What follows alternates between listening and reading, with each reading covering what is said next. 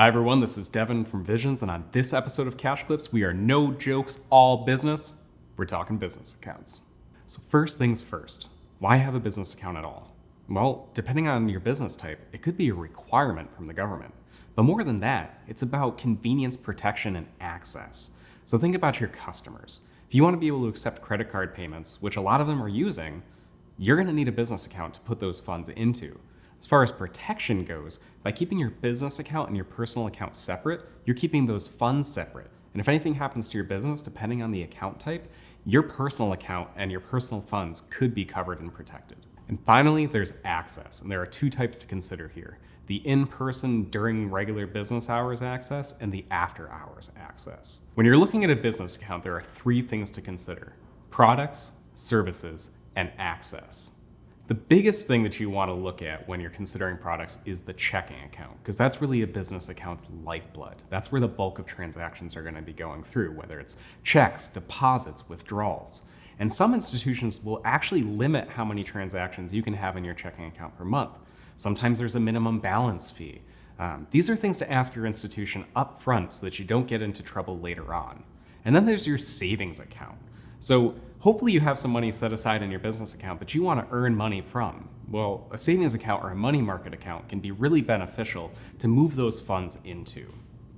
And then there are credit cards and loans. So you already know from having a personal credit card that they're really convenient for those unexpected expenses. Ask your financial institution about whether their credit cards offer rewards, flexibility, what their limits are. And when it comes to loans, do you need money fast? Consider seasonal expenses depending on your business. You want to ask about lines of credit, installment loans, vehicle purchases, all of that stuff, and you want to know what their rates and their turnaround times are. And next, there's services. And these are good for both your customers and your employees. Let's start with your employees. So the first question to ask your financial institution is, do you offer payroll processing? Because that's going to make things more convenient for them and also for you, because then you don't need to worry about when your employees are going to cash their paycheck. When it comes to your customers and the experience when it comes to payments, ask about point of sale and merchant processing. So do they offer a POS solution? Or do they offer card payment solutions? Can that integrate into your existing POS? Maybe it's good to have both together. Maybe you prefer to keep them with what you know. Either way, it's helpful to know what the turnaround times are, what the availability is. These are all questions to ask yourself because they can impact your bottom line. And finally, there's access, and there are two types to consider here: the in-person during regular business hours access and the after-hours access. So when it comes to after hours, you still want to be able to make deposits. And that's where a night drop service can really come into play. So with a night drop, you can just put all of your transactions right into a secured box. Financial institution will process them first thing in the morning. And then there's online. Online access is obvious, but different financial institutions offer different perks and different levels of access for you and your employees.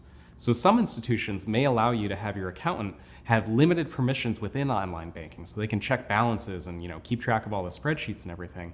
And then that way they can't access everything. And that's convenient for you. When it comes to bookkeeping, maybe they can actually integrate into the software that you're already using to keep things simpler for you and how you're already running your business. So those are the three main things to consider when you're shopping around for a business account, but don't forget the other little stuff too, like investment services, retirement planning, succession planning, all that stuff that's going to matter when you're ready to take that next step. Ultimately, you want an institution that will help your business grow.